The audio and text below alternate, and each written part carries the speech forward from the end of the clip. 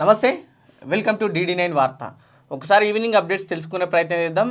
So ఒకవైపు హైదరాబాద్లో వచ్చి పూర్తిగా తెలంగాణ రాష్ట్ర వ్యాప్తంగా వర్షాలు ఒక్కసారిగా జోరందుకున్నాయి. ఇదే మరోవైపు ఇందిరా పార్క్ వేదికగా అటు కల్వకుంట్ల కవిత బీసీ ఉద్యమం పేరిట అటు 72 గంటల దీక్ష కూడా మొదలుపెట్టింది.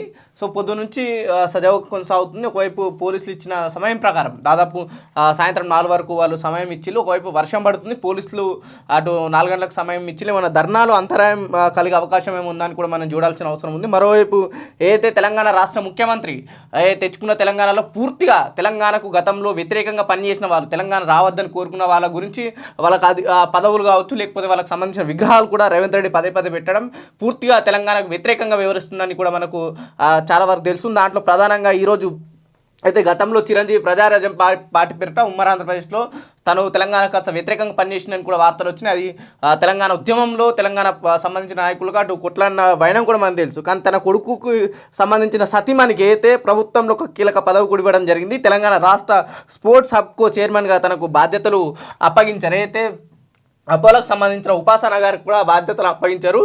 సో ఎట్లా చూస్తారు? ఎందుకంటే తెలంగాణ పూర్తిగా వచ్చిందే ఆంధ్ర పాలకుల చేతిలో నుంచి తెలంగాణ పాలకుల చేతిలోకి రావాలి, తెలంగాణ ప్రజలు బాగుపడుతున్న వాళ్ళు.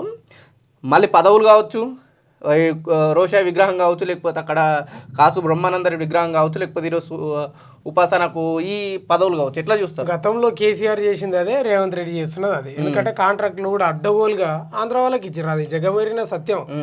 ఇప్పుడు ఈయన పదవులు ఇస్తున్నాడు, ఆయన కాంట్రాక్ట్లే ఇచ్చిండు ఏకంగా డబ్బులదే. ఈయన ఏదో చిన్న పోస్ట్ ఇస్తున్నట్టున్నాడు, కానీ ఆయనకి ఈయన పెద్ద తేడా ఏం లేదు. కానీ పాలకులు ఎవరు వచ్చినా సరే తెలంగాణ ప్రజల బతుకులు మాత్రం మారతలేవు. నిజమైన తెలంగాణ ఉద్యమకారుడికి, నిజమైన తెలంగాణ రాజకీయ నాయకుడికి, ఎవరైతే నీతిగా పనిచేసే వాళ్ళు చాలామందికి అవకాశాలు రాలేవు, పదవులు రాని వాళ్ళు చాలామంది ఉన్నారు. బీఆర్ఎస్లో కావచ్చు, కాంగ్రెస్ పార్టీలో కావచ్చు. అంటే వాస్తవంగా కూడా ఇప్పుడు ఉపాసననే లేదు, చాలా మంది ఉన్నారు. ఓ ఉద్యమకారురాలకి ఇచ్చినా అయిపోతుంది, కానీ ఇయ్యరు. ఎందుకంటే వీళ్ళంతా సరే ఉద్యమకారులు మీ కాంగ్రెస్ పార్టీలో వీళ్ళ కాంగ్రెస్ పార్టీ గెలవనికి పనిచేసిన వాళ్ళేరా? ఓ చాలా ఉన్నారు. 9.5 ఏళ్ళు బాధపడి ఇదే మహిళా కార్యకర్తలు మీకోసం పనిచేసిన వాళ్ళు చాలా మంది ఉన్నారు. సునీతారావు చాలా ఘోరంగా కొట్లాడుతుంది, స్టిల్ ఇప్పటికి కొట్లాడుతుంది. పార్టీలో న్యాయం జరుగుతలేదు. అవునవును, వాస్తవం. మరి అలాంటి వాళ్ళు లేకుండా ఈ మతలాభం ఏందో అర్థం కాదు. మరి లాభం ఉందా? లేకుంటే నిజంగా రేవంత్ రెడ్డి గారు వాళ్ళ కోసం అంటే తన కోసం పనిచేసిన వాళ్ళు కావచ్చు, కాంగ్రెస్ పార్టీ కోసం పనిచేసిన వాళ్ళ గురించి పక్కన ఎందుకు పెడుతున్నారు అర్థమవుతలేదు. వాస్తవంగా కూడా ఇక్కడ ప్రజలు పిచ్చోళ్ళు. ముందుగా చెప్పాలంటే బీసీ ఎస్సీ ఎస్టీ ప్రజలు పిచ్చోళ్ళు. వీళ్ళని నమ్ముతారు, ఆధిపత్యానికి సంబంధించిన వీళ్ళను. వాడు చేసేది ఏమి ఉండదు. వాళ్ళంతా మళ్ళీ ఇలాంటి పెద్ద నాయకులతో, గతంలో నాగార్జున తోటి లాలుచి పడ్డాడు ఎవరు, కేసీఆర్. ఇప్పుడు చిరంజీవి తోటి ఈయన లాలుచి పడతారు. అందరూ అంతే, ఏకుండా అయినా అంతే కదా. సరే, దిశలో ఈవినింగ్ న్యూస్ అప్డేట్స్ చూసే ప్రయత్నం చేద్దాం. రావి వేప చెట్టుకు పెళ్లి, గద్వాల జిల్లా చెన్నిపాడులో వింత వివాహం అంట. అలా చేస్తే అన్ని శుభాలు జరుగుతాయని నమ్మకం అంట. ఇది బాగుంది. ఇక ఎవరి నమ్మకాలు వాళ్ళవి. ఎంతో ఆచారం ఎప్పటి నుంచో వస్తుంది. ఒకసారి చూద్దాం. భారతదేశంలో విభిన్న ఆచారాలు, సాంప్రదాయాలు ఉన్నాయి. ఇక్కడి ప్రజలు ప్రకృతిని సైతం దైవంగా భావిస్తుంటారు. పవిత్ర శ్రావణ మాసం సందర్భంగా ఓ అరుదైన పెళ్లి జరిగింది. అబ్బాయి అమ్మాయికి కాదండోయ్, అది రావి చెట్టుకు వేప వృక్షానికి కళ్యాణం నిర్వహించారట. ఈ వివాహాన్ని తిలకించేందుకు చుట్టుపక్కల గ్రామస్తులు కూడా తరలివచ్చారు. ఇంతకీ ఈ పెళ్లి తంతు ఎక్కడ జరిగిందంటే జోగులాంబ గద్వాల జిల్లా మానవపాడు మండల పరిధిలోని చెన్నిపాడు గ్రామంలో కనువిందు చేసింది. వేప రావి చెట్టుకు ఘనంగా పెళ్లి చేశారు. వివాహ వేడుకల్లో దంపతులు రాములమ్మ భీమన్న వెంకటేశ్వరి వెంకటపతిలు కూర్చొని రావి చెట్టుకు వేప చెట్టుకు వివాహం జరిపించారట. వివాహం చేస్తే గ్రామంలోని అన్ని శుభాలు జరుగుతాయని అక్కడి వారి నమ్మకం అట. గ్రామంలో పెళ్లి కాని యువకులు రావి వేప చెట్లకు పూజలు చేసి ప్రదక్షిణలు చేస్తే తొందరగా ఓ ఇంటివారు అవుతారని వాళ్ళు నమ్ముతారట. సంతానం లేని వారికి సంతాన ప్రాప్తిరస్తు కలుగుతుందని కూడా వాళ్ళు చెప్తున్న పరిస్థితి కనిపిస్తుంది. గ్రామాల్లో కరువు ఛాయలు అలుముకునే సమయంలో కూడా గ్రామంతో పాటు లోక కళ్యాణార్థం ఇలాంటి వివాహాలను జరుపుకోవడం చేస్తుంటారని పూజారి శ్రీకాంత్ శర్మ చెప్పారంట. అంటే ఎన్నో ఏళ్ల నుంచి వస్తున్నట్టు ఆచారం. అంటే చాలా ఊళ్ళో ఒక ఆచారం ఉంటుంది కాబట్టి దాన్ని కొనసాగిస్తుంటారు.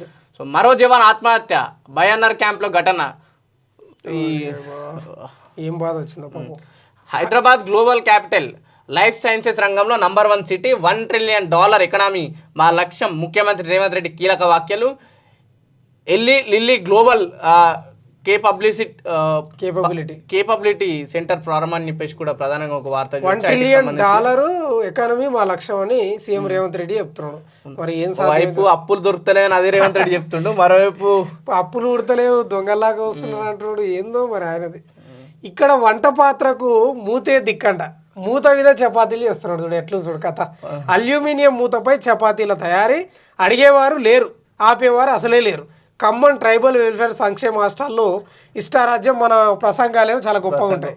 ఈడనేమో నిన్నను అక్కడ ఏదైతే ఉత్తమ్ కుమార్ రెడ్డి గారు మన పొద్దున మార్నింగ్ న్యూస్ చేసినప్పుడు ఉత్తమ్ కుమార్ రెడ్డి బట్టి విక్రమార్క అక్కడికి వెళ్ళి ప్రసంగాలు ఇస్తున్నాడు. కార్పొరేట్ స్థాయిలో తీర్చిదిద్దా అంటారు. ఇక్కడనేమో తాసాల మీద చపాతీలు ఇస్తున్నారు. ఏం మాటలు, ఏం కదా. ఆర్డినెన్స్ తెచ్చైనా బీసీ బిల్లు అమలు చేస్తాం, మంత్రి అడ్లూరి లక్ష్మణ్ కుమార్. ఏం తెస్తారు ఆర్డినెన్స్, ఏం తెస్తారు? ఆడ కుయ్యి లేదు, కాయి లేదు. ఆడ బీజేపీ అసలు సప్పుడే వేస్తలేదు. బీజేపీ ఏం చెప్తుందంటే 10% ముస్లిం నుంచి పక్కన పెట్టుల్లి, మీకు ఇచ్చే ఛాన్స్ ఉందని మన హోం సహాయక మంత్రి బండి సంజయ్ కుమార్ చెప్తుండు. బీజేపీ నుంచి నాయకులు సప్పుడు చేస్తలేరు. ఇక్కడ ఉన్న రాష్ట్ర అధ్యక్షుడు కూడా ఏం దాని బీసీ నినాదం ఎత్తుతలేడు. ఏడికేం తీసుకొస్తారు? ఈ 42% రిజర్వేషన్ కూడా కథ అయిపోయింది, కొసకెళ్ళింది. మీరు గమనించలా ఇప్పటి వరకు జరిగిన ఇప్పుడు అసెంబ్లీ సెషన్ జరుగుతున్నాయి కదా ఉభయ సభల్లో, ఎక్కడ కూడా దీంట్లో 8 ఎంపీలు కావచ్చు, కాంగ్రెస్లో బీజేపీలో 8 ఎంపీలు, ఒక ఎంఐఎం సంబంధించిన ఇక్కడ కూడా బీసీల గురించి మాట్లాడలేరు. బీజేపీ వాళ్ళు అయితే పూరా మాట్లాడతలేరు, వాళ్ళ చేతులు ఎత్తేసారు అప్పుడే. మాకు తెలియదు, మాకు రాదు కూడా. దయచేసి మమ్మల్ని ఏమనుకోండి, మేము మాట్లాడలేము, మా వల్ల కాదు. అక్కడ అమిత్ షాను నరేంద్ర మోడీని చూస్తే మా వల్ల కాదు, మేము చేతులు కట్టుకొని నిలబడతాం. జీతాలు వీళ్ళని తీసుకపోతాం మేము. అట్లా ఉంది, ఏం చేస్తాం. అట్లా తయారైనాయి పాలిటిక్స్. రోడ్డు ప్రమాదంలో బావమరిది మృతి, ఇరు కుటుంబాలు విషాదం అన్నట్టు. అన్నపూర్ణ స్టూడియో వద్ద సినీ కార్మికుల ధర్నా, వేతనాల పెంపుపై న్యాయం చేయాలని డిమాండ్. ఏదైతే 30% పెంచాలని చెప్పేసి ఇప్పుడున్న సినీ కార్మికులు సో వాళ్ళు డిమాండ్ చేస్తున్నారు. ప్రతి 3 నెలలకు ఒకసారి పెంచే విధానం ఉంది. ఈ జూన్ 30 పూర్తయింది కాబట్టి వాళ్ళు మళ్ళీ ఆందోళనకు దీనిలాంటి ఎవరు స్పందించకపోవడం వల్ల. పవన్ ఇప్పుడు సినిమాలు కోట్ల బడ్జెట్ పెట్టి తీస్తున్నారు, మామూలుగా వీళ్ళకి కూడా పెంచితే వాళ్ళకు పొట్ట ఉంటది. ఖర్చులు పెరిగినాయి, అన్ని పెరిగినాయి.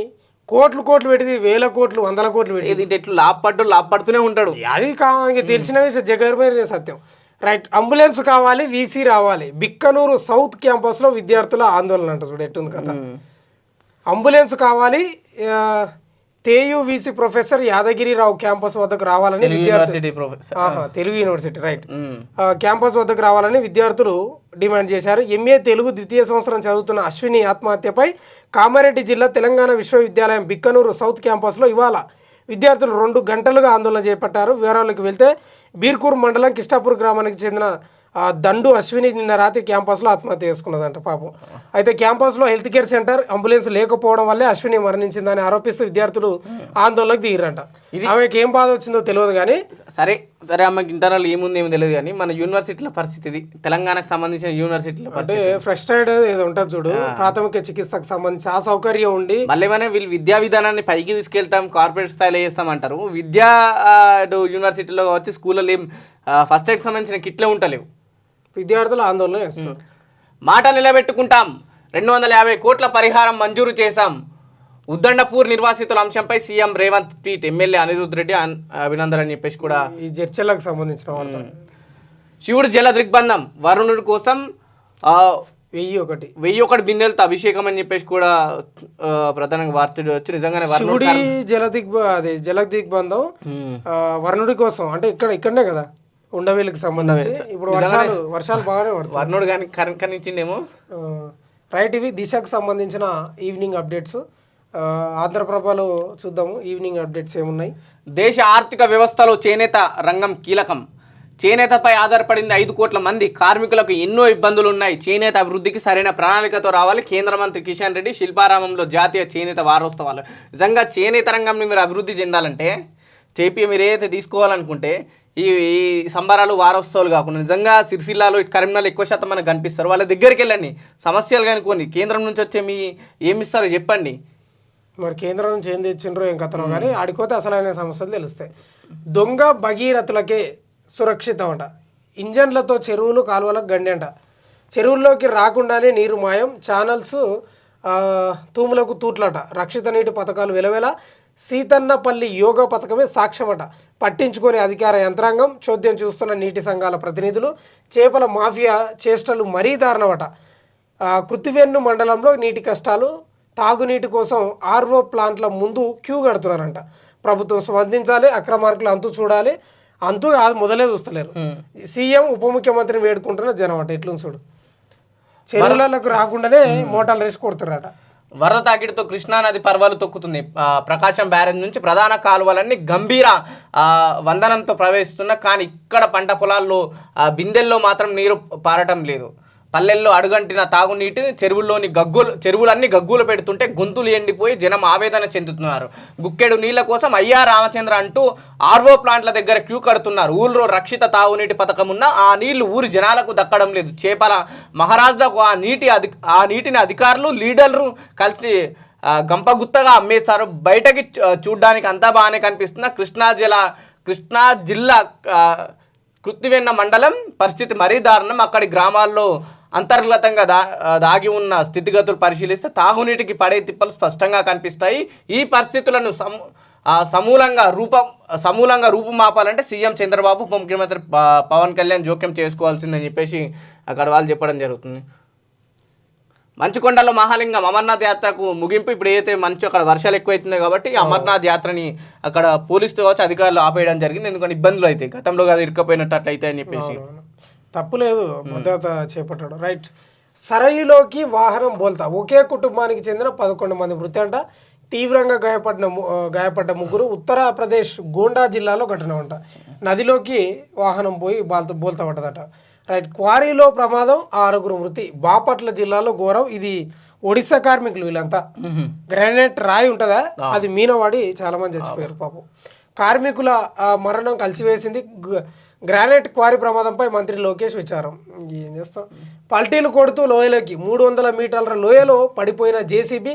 సిమ్లాలో ఘోర ప్రమాదం. రోడ్డు పనులు చేస్తుంటా ఘటనట.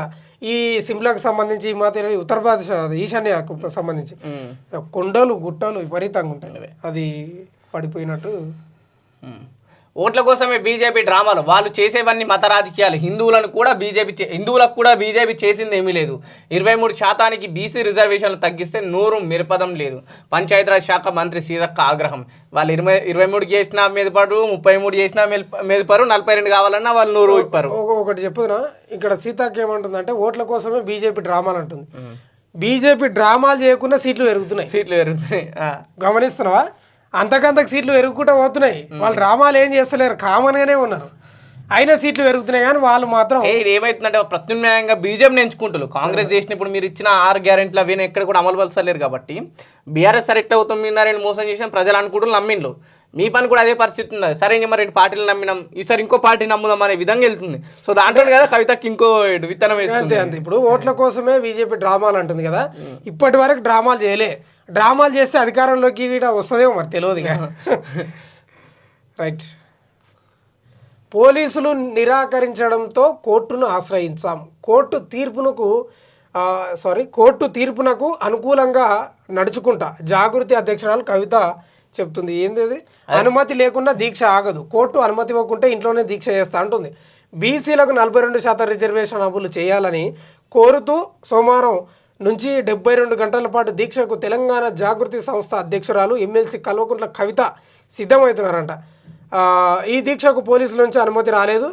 ఇది ఆల్రెడీ దీక్ష స్టార్ట్ అయింది. ఇంకేముంది, స్టార్ట్ అయిందంటే ఒకటే రోజు వాళ్ళు పర్మిషన్ ఇచ్చారు. కంటిన్యూగా 3 రోజులు అంటే ఇబ్బంది కదా, అక్కడ ట్రాఫిక్ కానీ మిగతా లాండ్ ఆర్డర్ ఇష్యూస్ అని చెప్పేసి వాళ్ళు అక్కడికి ఇబ్బంది. దీక్ష 72 గంటలు చేస్తుంది అంటే ఇంట్లో అయినా సరే మంచిదే, ప్రజల కోసం చేయడం తప్పే ఉంది. జలాల్లో వాటాను దక్కించుకుంటాం, ఒక్క నీటి చుక్కను వదిలిపెట్టాం. నికారు మిగులు జలాలు తేలిన తర్వాత వరద జలాలు ఉంటాయి. తొలత నికారు మిగులు జలాలు తెలిస్తే సీఎం చంద్రబాబుపై గౌరవం ఉంది. బీసీ సంక్షేమ శాఖ మంత్రి పొన్నం ప్రభాకర్. ఇప్పుడు ఈ నీళ్ళ వాట అప్పటి నుంచి గతంలో తెలంగాణ రాకముందు అదే నీళ్ళ పంచాయతీ, వచ్చిన తర్వాత అదే పంచాయతీ, ఇంకో ప్రభుత్వం 12 ఏళ్ళు అవుతుంది అదే పంచాయతీ. కాదు, ఒక్క నీటి చుక్కను కూడా వదిలిపెట్టమంట, ఫస్ట్ పట్టుకుంటే కదా. Diamond hunt. ఒక్కరాయి దొరికితే దరిద్రం పరారే. కర్నూలు అనంత జిల్లాలో వజ్రపు రాశులు.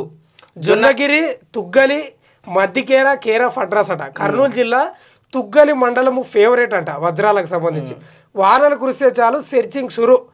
ఇక భూతద్దాలు పెట్టుకొని వెతుకుతారు. ఏపీ, తెలంగాణ, కర్ణాటక, మహారాష్ట్ర నుంచి రాకనట లక్షాధికారులు చేస్తున్న వజ్రపురాలు. అందుకే రాయలసీమను రతనాల సీమ అంటారేమో ఇదే కదా. అంటే వర్షాలు పడుతున్నప్పుడు అది కొద్దిగా పైకి వెళ్తాయి కదా తులసూరు వలస పడ్డప్పుడు. ఆర్థిక వృద్ధిగా మారుతున్న రంగురాళ్ళు కోహినూరు వజ్రం దొరికింది ఇక్కడేనట. అబ్బో అందుకేనేమో అంత పెద్ద పేరు ఉంది రాయలసీమ రతనాల సీమ అనేది. కానీ వాస్తవంగా కూడా ఈ ఎంతో మంది పోతులు ఇతర పక్కన కర్ణాటక, మహారాష్ట్ర, వీళ్ళు ఏం చేస్తారు తెలుసా, ఆ రోజుకు సర్ది తెచ్చుకొని తిని కాదు, ఆ మూట ఒక 20 కిలోలు బస్తా బియ్యం క్యాంప్ వేసుకొని ఇదే పని. మరి అదృష్టం భరిస్తే బతుకులు మారతాయి అనేది వాళ్ళది. తప్పే ఉంది, ఎవరిని ఏం మోసం చేస్తలేరు కదా. రైట్, ఇవి ఈవినింగ్ అప్డేట్స్ చూస్తూనే ఉండండి DD9 వార్త.